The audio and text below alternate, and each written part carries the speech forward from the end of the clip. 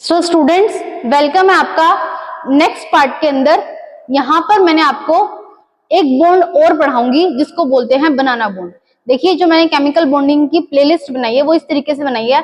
आपकी केमिस्ट्री में जितने भी टाइप्स के बॉन्ड है आप सारे के सारे कवर कर सकते हैं यहाँ पर। तो हमारा जो लास्ट सेकंड बॉन्ड है, अभी हमारा एक लास्ट और रहता है कोऑर्डिनेट बॉन्ड, वो भी मैं इस सीरीज में ऐड करूंगी। तो हम यहाँ पर पढ़ने वाले हैं इलेक्ट्रोडेफिशिएंट बॉन्ड, या फिर उसका दूसरा नाम है बनाना bond. So let's start our lecture. So students, there are many compounds in which some electron deficient bond are present. हमारे ऐसे बहुत सारे कंपाउंड्स होते हैं जहां पर हमें इलेक्ट्रॉन डेफिशिएंट बॉन्ड देखने को मिलता है। Apart from normal covalent and coordinate bond, जो कि जनरली ऐसे कंपाउंड्स होते हैं जो कि कोवेलेंट बॉन्ड के साथ साथ कई बार इलेक्ट्रॉन डेफिशिएंट बॉन्ड भी बना लेते हैं। आपको दो चीजें यहाँ पर समझनी है। जो भी आपका कोवेलेंट बॉन्ड होता है उसका दूसरा नाम होता है two centre two electron bond. Two centre two electron bond उसका नाम होता है। बट जब भी हम लोग इलेक्ट्रॉन डेफिशिएंट बॉन्ड की बात करते हैं तो ये हमारा three centre two electron bond भी हो सकता है, three centre for electron bond भी हो सकता है। तो हमारा ये वाला कैसा बॉन्ड होता है? इलेक्ट्रॉन डेफिशिएंट बॉन्ड कहलाता है। ठीक है, यहाँ पर हमारा दीज इलेक्ट्रॉन डेफिशिएंट मतलब three centre two electron bond have less number of electron then expected. जितने हम उस पे एक्सपेक्ट कर रहे थे कि भाई इतने इलेक्ट्रॉन होने चाहिए, उससे कम होते हैं। जस्ट लाइक कुछ एग्जांपल्स मैंने यहाँ पर दिए हैं, B2H6 Al2Me6। तो ये क्या है? हमारे कुछ एग्जांपल्स हैं। यहाँ पर आपको क्या देखने को मिलता है? बनाना bond. These three center to electron bond are known as banana bond। इसी को हम क्या कहते हैं? Three centre two electron bond को क्या कहते हैं? बनाना बॉन्ड बोलते हैं। इसे कुछ एग्जांपल्स हमने लिए हैं, यहाँ पर देखते हैं। B2H6 जनरली जो B2H6 होता है वो किससे बनता है? BH3 बोरोन ट्राई हाइड्राइड से बनता है। अगर मैं इसके दो मोलिक्यूल्स ले लेती हूँ तो मेरा क्या बन जाता है? B2H6 बन जाता है। आइए अब इसके स्ट्रक्चर की बात करते हैं। यहाँ पर हमें सेंटर में क्या रखना है? बोरोन। यहाँ पर भी क्या रखना है? बोरोन। बोरोन के पास एक वैकेंट 2p ऑर्बिटल होती है और इस बोरोन के पास भी एक वैकेंट 2p ऑर्बिटल होती है।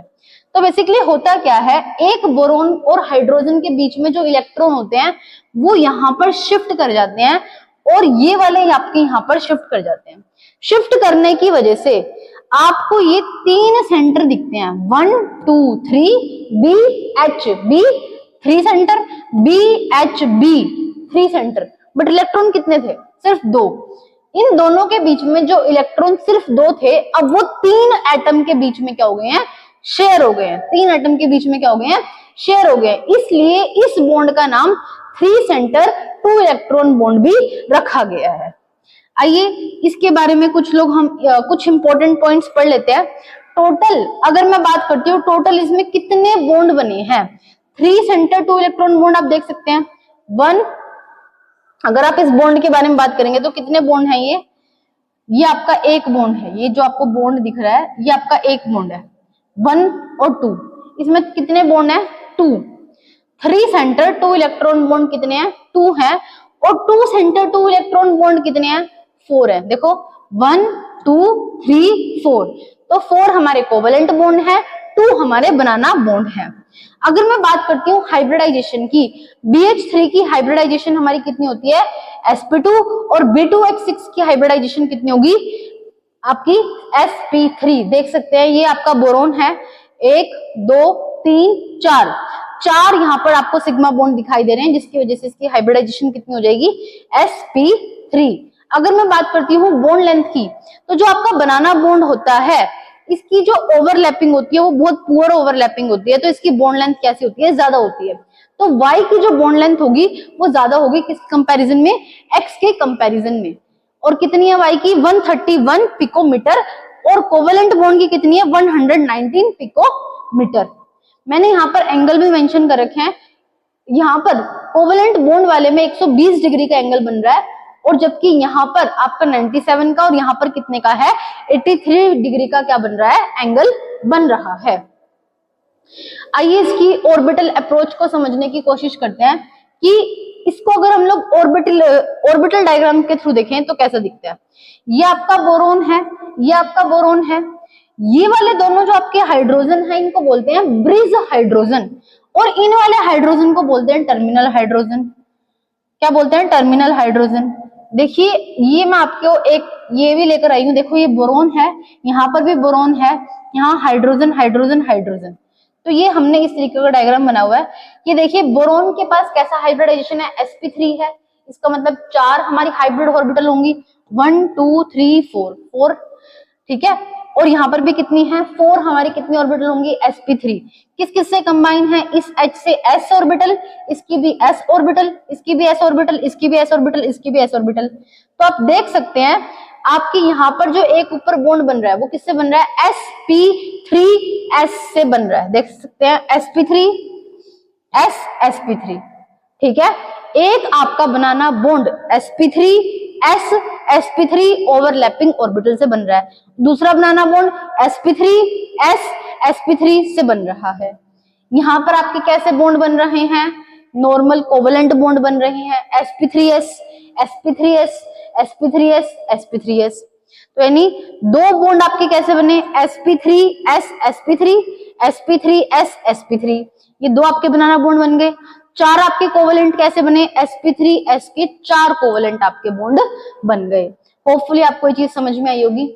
आइए चलते हैं अपने नेक्स्ट एग्जांपल की तरफ, ठीक है। नेक्स्ट एग्जांपल है हमारा BeH2। ये जनरली क्या बनाता है, पॉलीमरिक चेन बनाता है। क्या बनाता है, पॉलीमरिक चेन बनाता है। तो यहाँ पर भी आपको क्या देखने को मिलती है, बनाना बॉन्डिंग देखने को मिलती है। बेरिलियम के पास एक वैकेंट ऑर्बिटल होती है, कितनी होती है, एक वैकेंट ऑर्बिटल यहाँ पर होती है और एक वैकेंट ऑर्बिटल यहाँ पर होती है। तो इसकी वजह से क्या होते हैं, जितने भी यहाँ पर आपका हाइड्रोजन वाला बॉन्ड होता है B और H वाला, वो यहाँ पर क्या हो जाता है, ट्रांसफर हो जाता है। बस आपको याद रखना है BeH2 आपका क्या बनाता है, पॉलीमर बनाता है, डाइमर ना बनाकर क्या बनाता है, पॉलीमर बनाता है। जबकि B2H6 आपका क्या बनाता है, डाइमर बनाता है। यहाँ पर आपके सारे के सारे कैसे बॉन्ड बनते हैं, बनाना बॉन्ड बनते हैं। यहाँ पर सारे के सारे कैसे बनते हैं, बनाना बॉन्ड बनते हैं। यहाँ पर कोई भी बॉन्ड आपका कैसा नहीं बनता, कोवेलेंट बॉन्ड नहीं बनता। ये बात आपको पता होनी चाहिए। नेक्स्ट एग्जांपल पढ़ लेते हैं, थर्ड वाला Al2Me6। अगर मैं बात करती हूँ इसकी प्रिपरेशन की, तो एल्यूमिनियम ट्राई मिथाइल क्या बना देते हैं, डाइमर बना लेते हैं, Al2CH3 6। कुछ नहीं करना, यहाँ पर आपको एल्यूमिनियम लेना है, यहाँ पर भी आपको एल्यूमिनियम लेना है। यहाँ पर आप क्या कराएंगे, इसकी शिफ्टिंग करा देंगे। ये 2 इलेक्ट्रॉन निकलकर इसके वैकेंट ऑर्बिटल में चले जाएंगे और यहाँ से 2 इलेक्ट्रॉन निकलकर यहाँ पर इसके साथ क्या हो जाएंगे, शेयर हो जाएंगे। शेयर होने के बाद ये आपके बनाना बॉन्ड बन जाएंगे। अगर देख पा रहे हैं, ये आपके 2 बनाना बॉन्ड बनेंगे। कितने बनाना बॉन्ड बनेंगे, 2 आपके क्या बन जाएंगे, बनाना बॉन्ड। और कोवेलेंट बॉन्ड कितने बनेंगे, 22। कई बार एग्जाम में क्वेश्चन पूछ लेते हैं कि कोवेलेंट बॉन्ड कितने बनते हैं, 22। देखो एक कोवेलेंट बॉन्ड, 2 3 4, 4 कोवेलेंट, 3 बॉन्ड इन्होंने भी तो बना रखे हैं, 3 और 3 6। Me का मतलब है CH3, 3 इसके 3 इसके, 3 और 3 6 और 3 9 और 3 12, 12 और 3 15, 15 और 3 18, 18 और 4 22। कितने कोवेलेंट बॉन्ड बनेंगे आपके, 22 कोवेलेंट बॉन्ड बनेंगे। और 2 आपके कैसे बनेंगे, 2 आपके बनाना बॉन्ड बनेंगे। अगर मैं बात करती हूँ MgH2 की, तो ये बिल्कुल सेम एग्जांपल है किसकी तरह, BeH2 की तरह। यहाँ पर कुछ नहीं लगाना आपको, सिर्फ Be को रखकर बेरिलियम को हटाकर क्या लगाना है, मैग्नीशियम। और ये भी क्या बनाता है, एक पॉलीमेरिक चेन बनाता है। और यहाँ पर जितने भी बॉन्ड बनते हैं वो सारे के सारे कैसे बनते हैं, बनाना बॉन्ड बनते हैं। ये बात आपको पता होनी चाहिए। आइए इस पे क्वेश्चन कर लेते हैं हम लोग। In which of the following 3 centre 2 electron is not found. ये मैंने आपको 4 एग्जांपल दे रखे हैं, इनमें से आपको बताना है कि इनमें से किस स्पीशीज के अंदर 3 सेंटर 2 इलेक्ट्रॉन बॉन्ड नहीं बनता है। देखिए इसके अंदर भी बनता है, यहाँ पर भी बनता है, यहाँ पर भी बनता है, बट यहाँ पर आपका 3 सेंटर 2 इलेक्ट्रॉन बॉन्ड नहीं बनता है।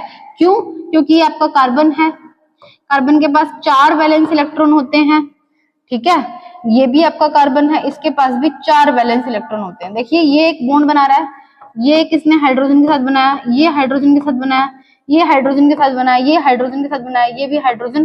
तो यहाँ पर हमारा कार्बन क्या है, इलेक्ट्रॉन डेफिशिएंट नहीं है। तो इसकी वजह से हमारा आंसर क्या आ जाएगा, ये आ जाएगा C2H6। क्या आएगा, C2H6।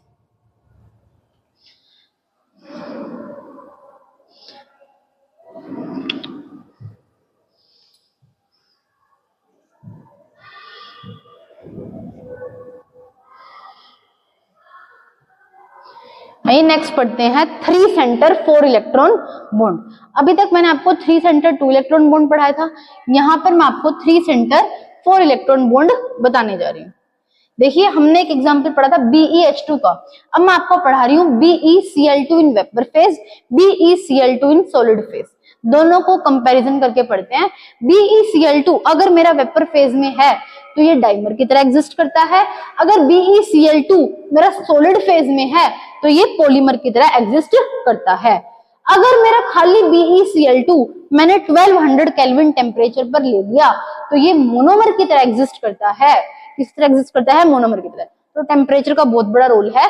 यहाँ पर मैं आपको तीनों चीजें दिखाऊंगी। यहाँ पर क्या है, क्लोरीन प्रेजेंट होने की वजह से क्लोरीन के ऊपर एक लोन पेयर प्रेजेंट होता है, जिसकी वजह से वो अपना लोन पेयर किसको दे देता है? बेरिलियम को दे देता है। किसको दे देता है? बेरिलियम को।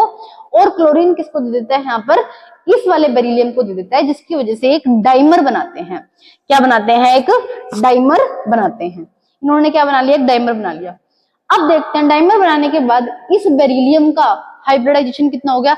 sp2 1 2 3 3 सिग्मा बॉन्ड बनाए हैं तो क्या बन जाएगा? sp2। बट अगर आप इसका नॉर्मल मोनोमर स्टेट में देखेंगे BeCl BeCl तो sp हाइब्रिडाइजेशन होता है। एट 1200 केल्विन BeCl2 का sp हाइब्रिडाइजेशन होता है। अगर वो वेपर फेज में है तो उसका sp2 हाइब्रिडाइजेशन होता है। अगर वो सॉलिड फेज में है तो वो पॉलीमर की फॉर्म में एग्जिस्ट करेगा, जिसकी वजह से उसका हाइब्रिडाइजेशन कितना हो जाएगा? sp3। ठीक है, सॉलिड स्टेट में है तो sp3, वेपर फेज में है sp2, अगर मोनोमर में एग्जिस्ट करता है तो sp। होपफुली आपको ये चीज क्लियर हुई होगी। आइए पढ़ते हैं नेक्स्ट हमारा एग्जांपल Al2Cl6। यहाँ पर आपको 2 एल्यूमिनियम लेने हैं और क्लोरीन के पास क्या प्रेजेंट है? हमारा यहाँ पर एक लोन पेयर प्रेजेंट है। क्या प्रेजेंट है? Lone pair. और इस क्लोरीन के पास भी क्या प्रेजेंट है? Lone pair. ये अपने अपने लोन पेयर को वैकेंट एल्यूमिनियम की 3p ऑर्बिटल में दे देते हैं। यहाँ पर भी देते हैं, यहाँ पर भी दे देते हैं। अब बात ये आती है कि AlCl3 एल्यूमिनियम के पास वैकेंट ऑर्बिटल है और क्लोरीन के पास क्या प्रेजेंट है? यहाँ पर क्लोरीन के पास प्रेजेंट है लोन पेयर। क्या ये बैक बॉन्डिंग शो नहीं करेंगे? बैक बॉन्डिंग का मतलब कोऑर्डिनेट नहीं बनाएंगे, क्योंकि कोऑर्डिनेट बॉन्ड के अंदर यही कंडीशन होनी चाहिए, एक हमारे पास डोनर एटम होना चाहिए और एक हमारा एक्सेप्टर होना चाहिए। AlCl3 does not show back bonding because aluminium has 3p vacant orbital। Aluminium के पास 3p वैकेंट ऑर्बिटल है और क्लोरीन के पास क्या है? 3p। जब हम बैक बॉन्डिंग पढ़ेंगे तो मैं आपको बताऊंगी 3p में बहुत पुअर बैक बॉन्डिंग होती है, 2p में सबसे अच्छी, 2p 3p में फिर उससे अच्छी और 3p 3p में बहुत पुअर बैक बॉन्डिंग देखने को मिलती है, जिसकी वजह से यहाँ पर बैक बॉन्डिंग शो नहीं करते, बल्कि यहाँ पर कौन सा बॉन्ड बनता है? 3 सेंटर 4 इलेक्ट्रॉन बॉन्ड बन जाता है। होपफुली बात आपको क्लियर हुई होगी। देखना, अगर आप इसके स्ट्रक्चर को देखेंगे तो जितने भी आपके ये वाले AlCl जो कोवलेंट बॉन्ड बना रहे हैं वो सब एक प्लेन में है, और जो बनाना बॉन्ड बना रहे हैं वो अलग प्लेन में है। वो इस वाले प्लेन में है और जो कोवलेंट बॉन्ड बना रहे हैं वो इस प्लेन में है। इस प्लेन में, हॉरिजॉन्टल प्लेन में, और जो बनाना बॉन्ड बना रहे हैं वो वर्टिकल प्लेन में है। वो दोनों क्या है? एक दूसरे के 90 डिग्री पर है, परपेंडिकुलर है। ठीक है, आइए चलते हैं Fe2Cl6 के ऊपर। ये बिल्कुल सेम है जैसा हमने एल्यूमिनियम का पढ़ा है। यहाँ पर कुछ नहीं होता, यहाँ पर जो अपना क्लोरीन है वो लोन पे डोनेट कर देता है Fe की वैकेंट ऑर्बिटल के अंदर, और ये इसका ऐसा सेम डायग्राम बन जाता है। अब बात आती है कि जो क्रिस्टलाइन फॉर्म होती है SnCl2 की, वो एग्जिस्ट करती है पॉलीमेरिक फॉर्म में। क्रिस्टलाइन फॉर्म होती है SnCl2 की, वो पॉलीमर की फॉर्म में एग्जिस्ट करती है। कई बार आपसे इसका हाइब्रिडाइजेशन पूछ लेते हैं कि SnCl2 अगर पॉलीमर की फॉर्म में है तो वो sp3 हाइब्रिडाइजेशन शो करेगा, और अगर वो मोनोमर फॉर्म में है तो वो sp2 हाइब्रिडाइजेशन क्या करेगा? शो करेगा। ये बात आपको पता होनी चाहिए। आइए नेक्स्ट पढ़ते हैं। ये आपका थोड़ा सा इंपॉर्टेंट है और थोड़ा सा केस हटके भी है। I2Cl6 जनरली किससे बनता है? डाइमर शो करता है ICl3 का। देख सकते हैं यहाँ पर आयोडीन है, एक क्लोरीन, दूसरा क्लोरीन, तीसरा, यहाँ पर भी एक क्लोरीन, ये तीसरा। आप देख सकते हैं कि आयोडीन के पास क्या प्रेजेंट है? ऑलरेडी 2 लोन पेयर प्रेजेंट है। अगर आप इस ICl3 की हाइब्रिडाइजेशन निकालेंगे, मैंने आपको हाइब्रिडाइजेशन वाले टॉपिक में हाइब्रिडाइजेशन निकालना सिखाया था। 1 2 3 4 5 6 7 1 2 3 एक लोन पेयर और दो लोन पेयर। देख पा रहे हैं इसकी sp3d हाइब्रिडाइजेशन आ गई। अभी हाइब्रिडाइजेशन कितनी है इसकी sp3d, कब है, जब ये मोनोमर है। अब इसने क्या बना लिया, डाइमर बना लिया। डाइमर बनाने के बाद इसकी हाइब्रिडाइजेशन क्या हो जाती है, चेंज हो जाती है, और इसकी हाइब्रिडाइजेशन क्या हो जाती है, sp3d2 क्या हो जाती है, sp3d2। क्वेश्चन ये आता है कि जब ये 3 सेंटर्ड 4 इलेक्ट्रॉन बॉन्ड बनाता है और जो इसके कोवेलेंट बॉन्ड होते हैं वो सब एक ही प्लेन में एग्जिस्ट करते हैं, जबकि Al2Cl6 के अंदर ऐसा नहीं होता। वहां पर जो आपके बनाना 3 सेंटर्ड 4 इलेक्ट्रॉन बॉन्ड होते हैं वो आपके अलग प्लेन में होते हैं और कोवेलेंट बॉन्ड आपके अलग प्लेन में होते हैं, और इसमें आपके कैसे होते हैं, आपके सेम प्लेन के अंदर होते हैं। ये चीजें आपको पता होनी चाहिए। अब बात ये आती है कि हमें कैसे पता चलेगा, देख के कौन से स्पीशीज को देख के पता चलेगा कि यहाँ पर 3 सेंटर्ड 2 इलेक्ट्रॉन बॉन्ड बन रहा है या फिर यहाँ पर 3 सेंटर्ड 4 इलेक्ट्रॉन बॉन्ड बन रहा है। तो इसके लिए मेरे पास एक छोटी सी ट्रिक है। आपकी एनसीईआरटी के जितने भी क्वेश्चंस हैं वो इस पे से सोल्व हो जाएंगे।